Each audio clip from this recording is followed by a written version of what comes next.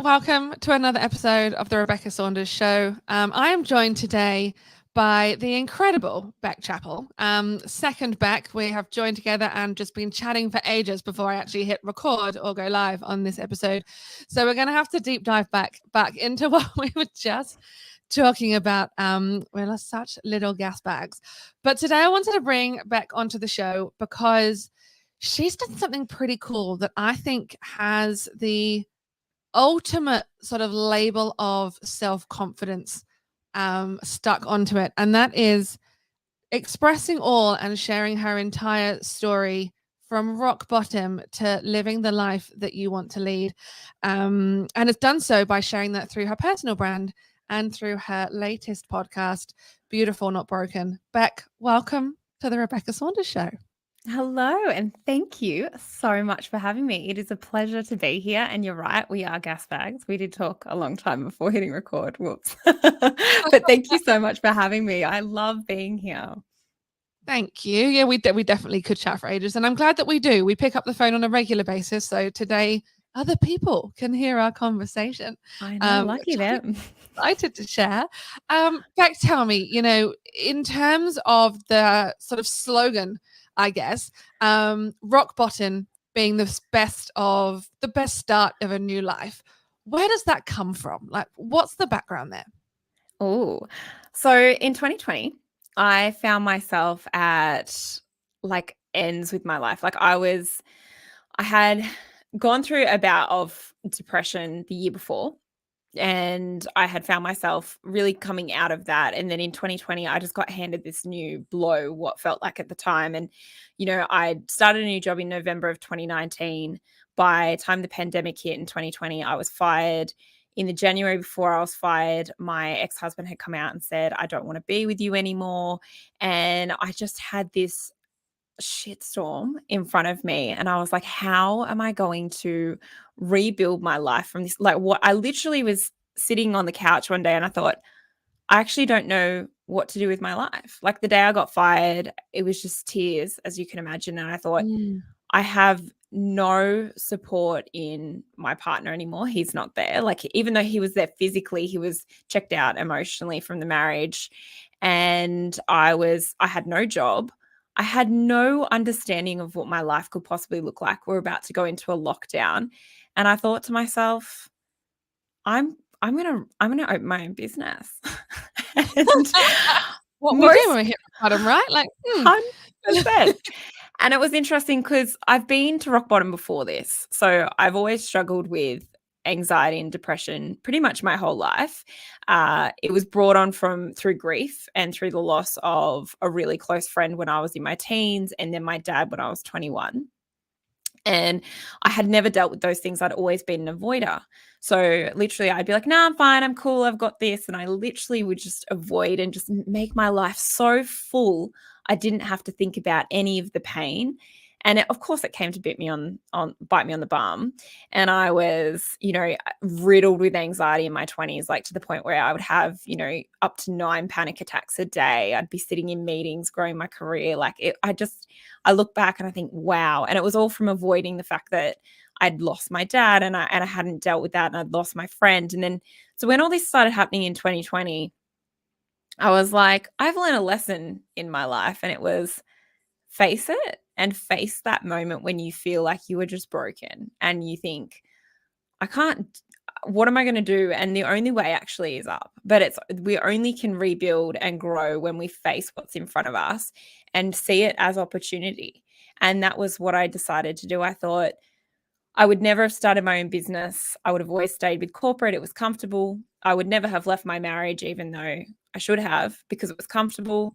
And it was really this opportunity that life had sent me the most insane amount of events and said, it's about time. Topped off with a pandemic. Yeah. Topped off with a pandemic. And it was like, it's about time you do you, Bec. And I think that's really what the message was. And yeah, so that was where the idea for Beautiful Not Broken came from, because it was interesting. I started talking about my story quite a lot, and people started resonating with it. They're like, you need to talk about this a lot more. Like, because so many people have found themselves at points where they think that they're, like even with mental health, we label ourselves as anxious or depressed, and for me that was really hard for me to come out to my family and admit that I had anxiety and depression. And even my friends, I still struggle. Probably I can talk about it with randoms easier than I can talk about it with my friends. It's so strange, right, that you can do that with any topic at Yeah, like all.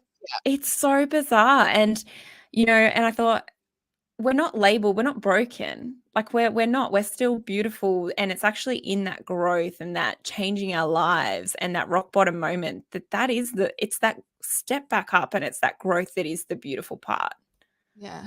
You've always had the podcast now for a year. Like, of all the things that you could have done, right?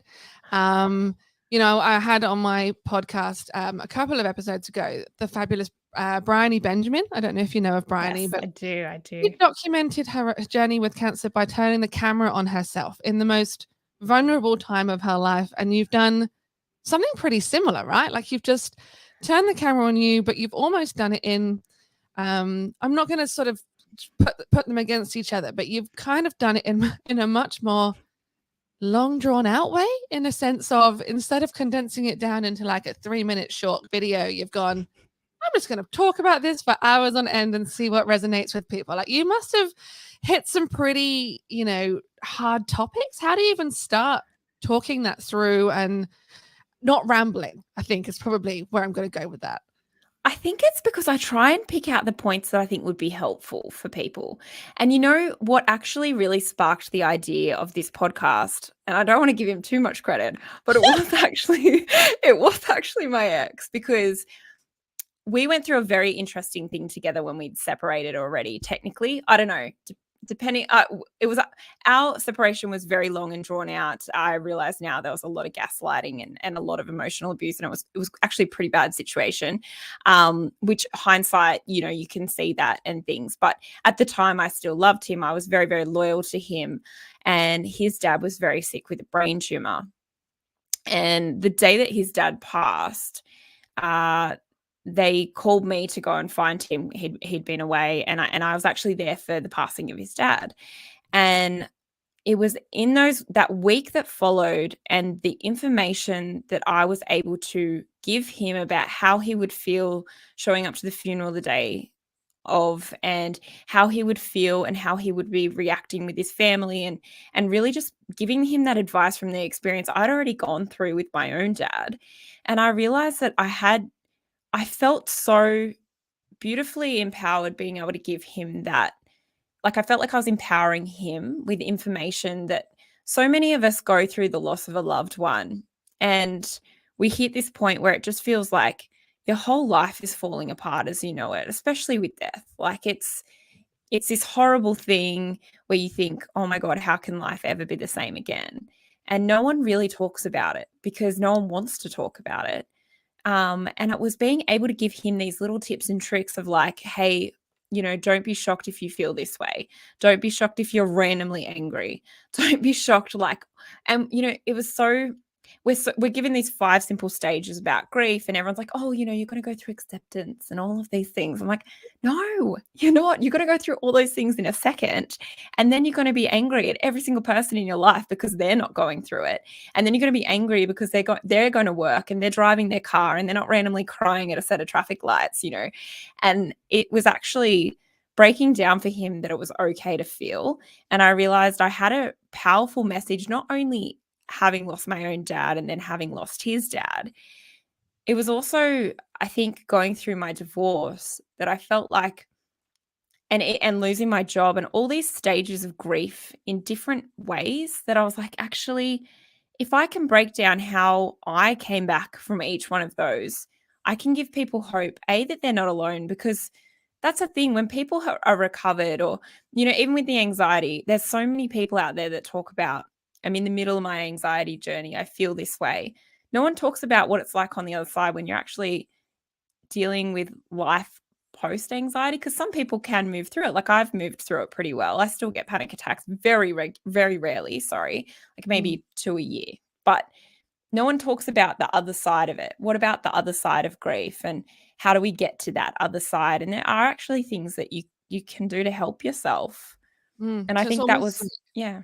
that toolkit, right? In you're stuck in that almost, you're right. You're stuck in that grief scenario where you go, I don't know if anyone else gets this. Like, Yeah. even from, it could be different age groups or whatever, but everyone deals with it ever so slightly differently. And I think you hit the nail on the head there in terms of, for me, going, well, if you don't talk about it, even, it could be a dinner party conversation, right? Like, but how many people have that level of conversation around a dinner party in a way that's not morbid?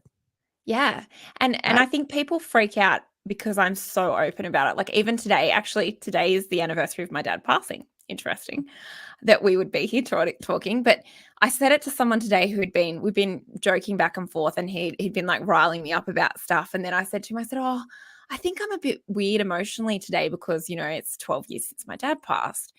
And then instantly his response was, oh, I'm so sorry. I didn't. And I'm like, no, it's like, it's okay. Like, this is part of life now, like I don't, even though today I'll think about dad and I might have, gone and visited him and things like that. It's not, it becomes a part of everyday life, but it becomes a part that you're less sad about. You're still always sad that they're not there and they're not in your life, but it's just a part of your life now, and you couldn't imagine life being any other way.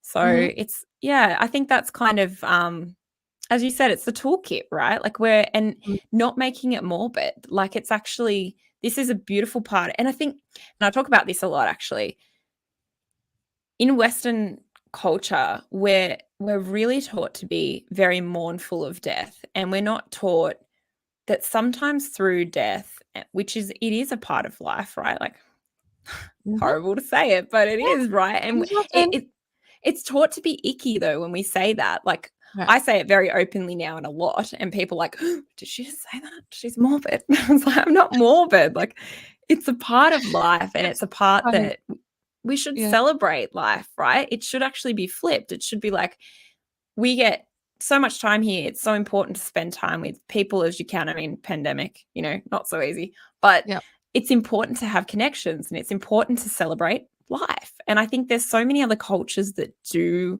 flip death on their head, and they have these huge parties after someone dies, and it's like, I love that idea. I love that they celebrate the life rather than mourn the death. 100%.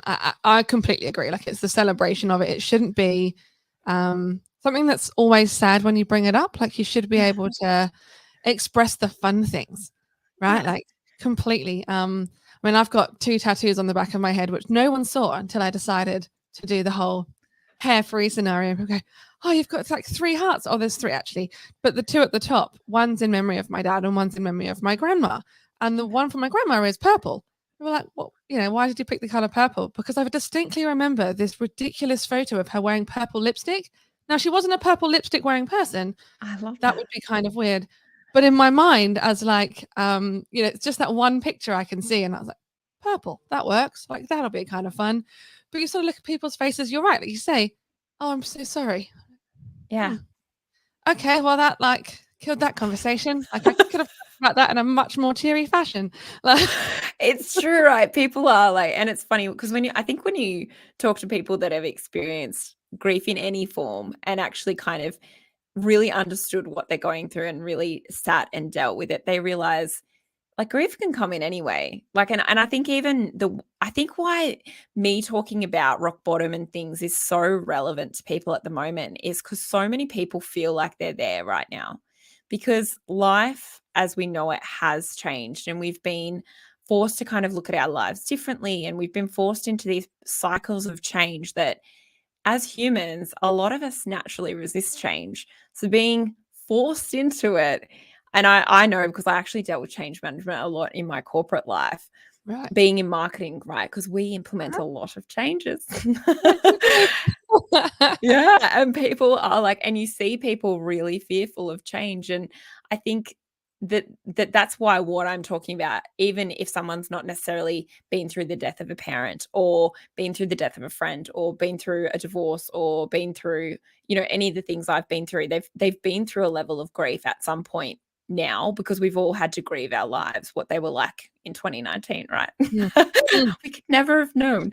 But I couldn't imagine having to reorganize a wedding 3 times, right? Like just I know. bizarre. I was actually thinking about your wedding randomly yesterday. I was like, because I was thinking that we're not going to catch up at the next Business Chicks event. But I was like, oh, Beck's getting married then. I was so excited for you. So there you go, side note. Thanks, mate. Yeah, it will happen. It's going to have to happen. And let's be honest, of all the people that need to, if I had to live stream my wedding to somewhere, I'm pretty sure I'm well equipped to make that happen. Oh, you are the person to live stream that wedding, I tell you. It's not as though it's not going to be documented if it has to be. So 100%. You are having a videographer, right? I wasn't going to actually. Oh. All the best ones are team, right? You can't make the team work during that. So. I love that. I love that. That's so true. Not to say, guys, if you're listening, I wouldn't mind a sneaky, but I'm not going to put you on the books. But it's not a working day. No. I love it. Yeah. Yeah. No. So you're right in 100% in that it's all changed, right? This is a whole different level of grief for people because it's so unknown. I think we can talk about death as being a definite, right? Like, but even when you're going through a divorce or a breakup or some form of anxiety or depression, you don't know what that journey looks like or how to navigate it or what's going to sideswipe you next. You know, what through your journey, what have you learned as the key sort of, I'm not going to say there's going to be a one size fits all here back with this question, but like, what were your key things to help you when you were going through that? Oh, we're on the down again. Like, let's buckle up and we'll go up again soon. We just don't know when. Like, how did you navigate that?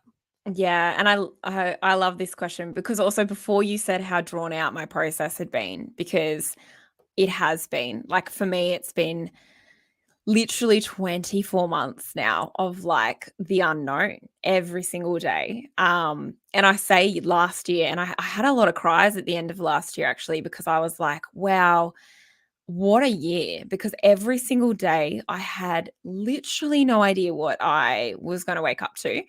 I often got email anxiety from what I would be seeing from a solicitor or, you know, and even like it was interesting because it was every single day was new and every single day there was a new challenge and every single day there was something new thrown my way that I had to try and navigate. And I think the big thing was one of the ways that I had to deal with getting out of my own head and also remembering I could only control me and my response. So and for me, a big value of mine is love, compassion, empathy. It's ingrained in me. I actually can't turn it off. So using those skills to not, because they can actually be a disadvantage, by the way, because it can lead you astray often and you can be too nice to people that may not necessarily, you know, be deserving of that nice. Yeah.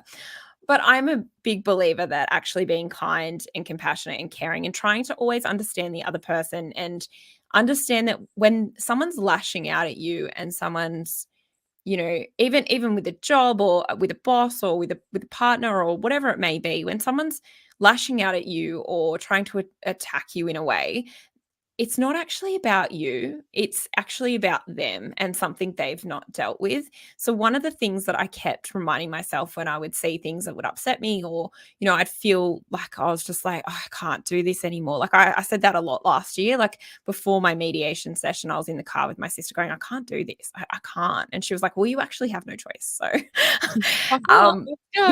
yeah, we're doing this, whether you like it or not. So one of the things was remembering I can control how I show up and I can control what I can control. I cannot control other people's emotions and stop. I was a control freak. I'm very open and honest about that. So prior to 2020, I literally had spreadsheets for everything, like painfully. Like before I'd go on a holiday, I could tell you the entire trip and how long it would take to get between destinations, right? Like chronic control freak. That sounds like a dream. I want to fly by the seat of my pants type person. Yeah, no, but that is better. And I'm actually that way now. Like my last trip that I went on, I had no idea what I was doing. I had no idea. I just left. And that is one thing that I've had to learn to let go of is control and surrender to the process. Because at the end of the day, the more you try to control things, the less control you actually have. And the more you're going to be triggered by when things come up that are out of your plan. So understanding that, yes, you can plan as much as you want, but things aren't always going to go to plan and being okay with that. Like it's always good to have a goal and a plan and things. And then, yeah, showing up with compassion and empathy for other people and always trying to, if you feel like you want to respond in a negative way and things, just breathe and like don't send the email or don't send the text. Like just, that was a big thing for me. And then the other thing was just I had the most phenomenal support network. Like I mean, I met yourself, I met like Janine, I met, so many people in my business that just came in. It was interesting because I think I was like jolted out of corporate at the perfect time because I entered and was given this network of people that are naturally quite resilient people. They're quite open to change and they're kind of no bullshit people, right? Like in the business world, we're very much like, this is us. And it's very like, and I feel everyone had my back in such a beautiful way. And then even my friendship groups, friends that weren't there for me, we sort of just parted ways beautifully. Like, no, everything's amicable.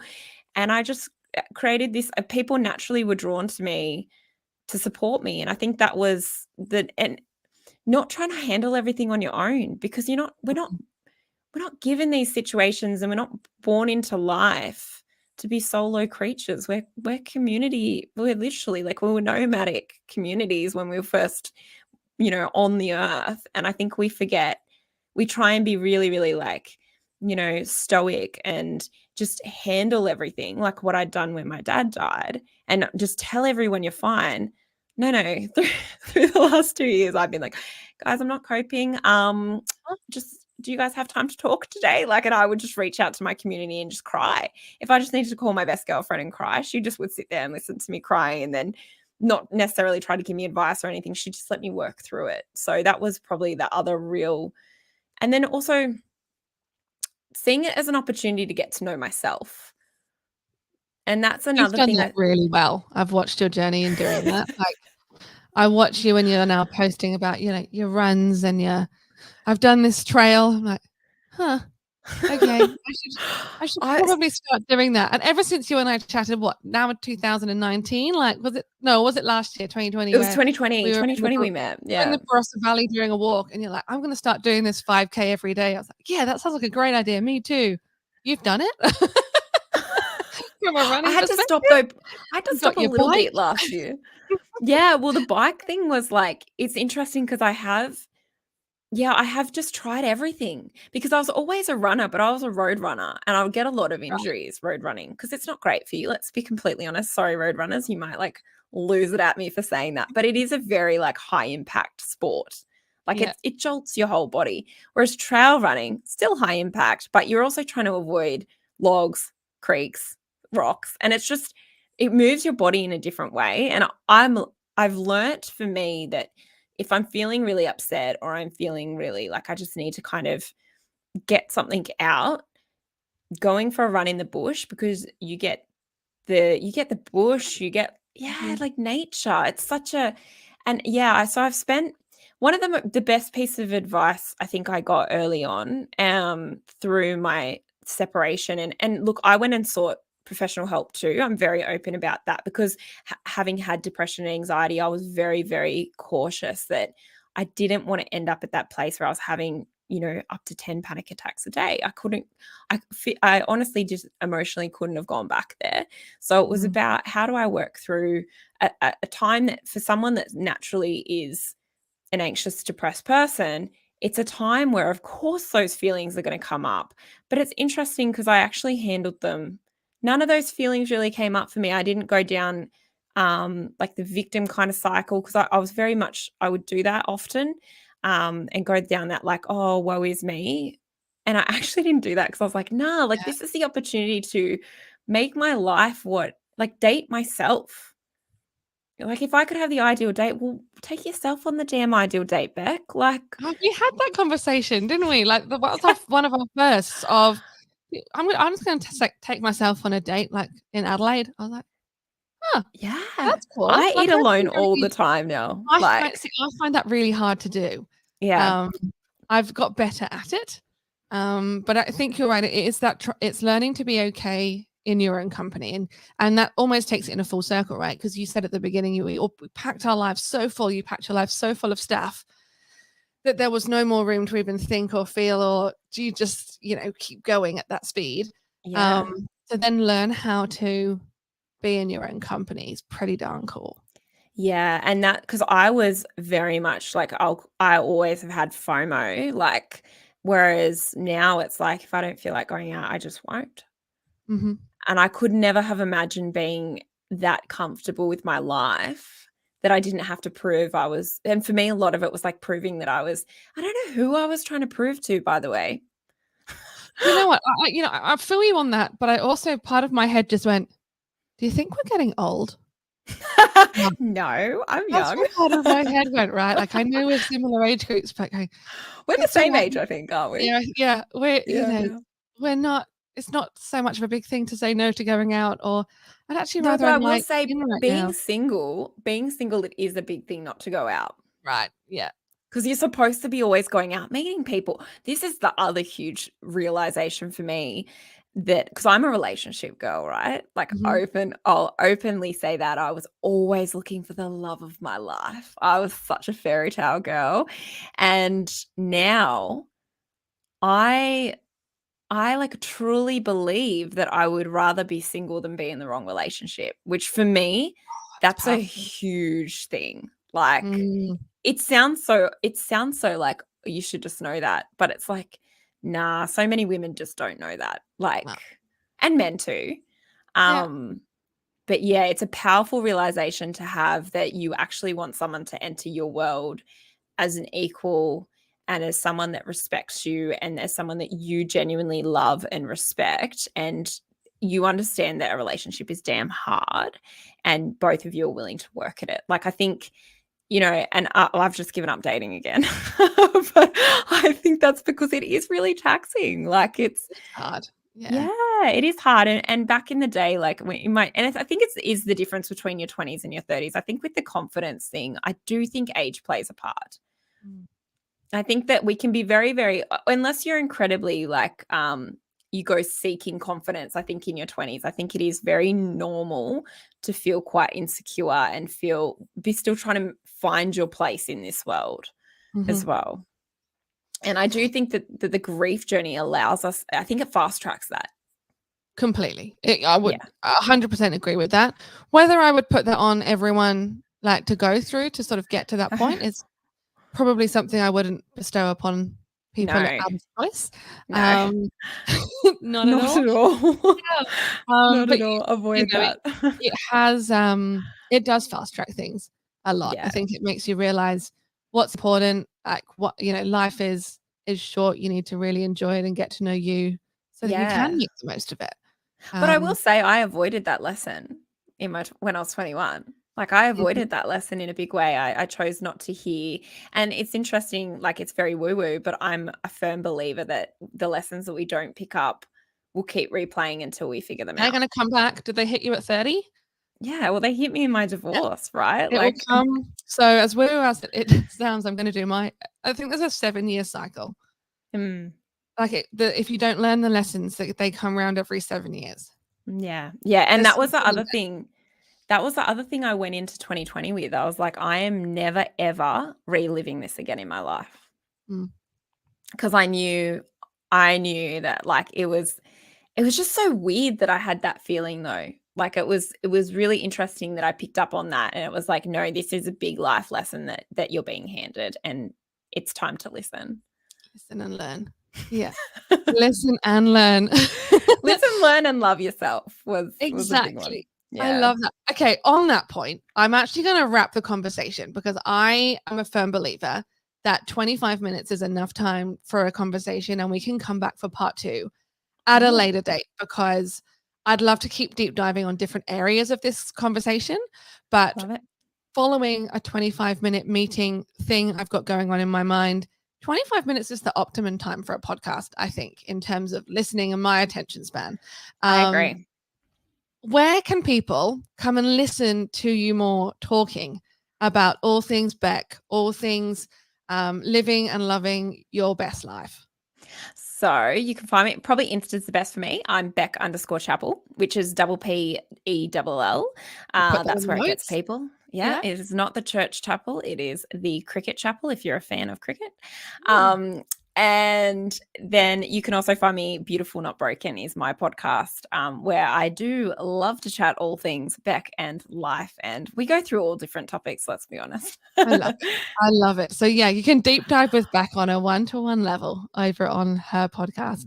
But thank you, Beck, for diving into that. Like, I've had a really fun time talking all things morbid, not morbid, is all I'm actually going to say to sort of wrap that one up. I think that's been a pretty lighthearted conversation about death and trauma.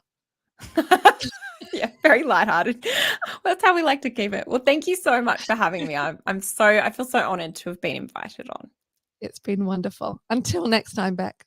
Until next time.